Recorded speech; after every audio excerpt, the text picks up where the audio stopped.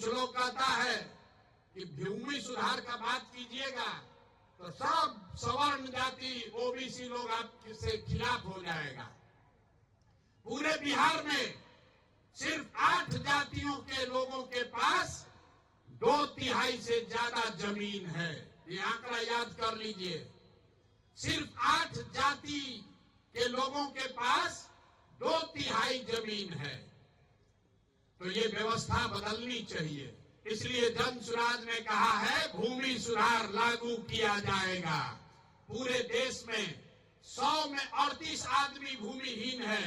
बिहार में 35 साल से समाजवाद का नारा देने के बाद भी 100 में 60 आदमी भूमिहीन है।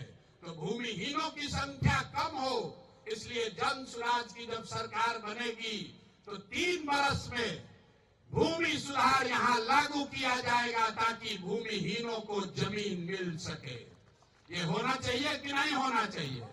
हम बात पूछ के करते हैं, जोर से बताओ भैया, होना चाहिए कि नहीं होना चाहिए? और जिसके पास जमीन है उसको डरने का जरूरत नहीं है।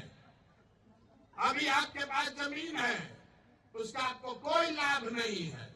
उसका लाभ सीओ बीडीओ लूट रहा है आपको दाखिल खारिज सर्वे करके।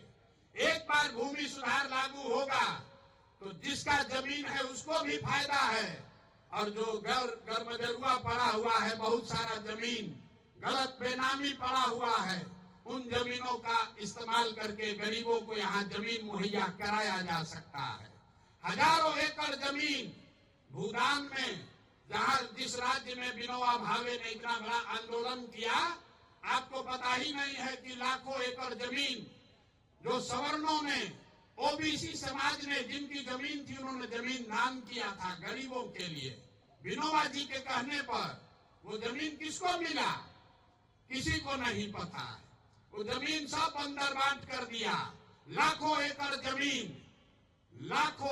जमीन किसी को पट्टा मिला, किसी को उसका उस पर काबिज करने का अधिकार ही नहीं मिला।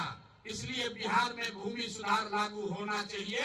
ये जन सुराज का समानता समता मूलक समाज बनाने का चौथा आधार है।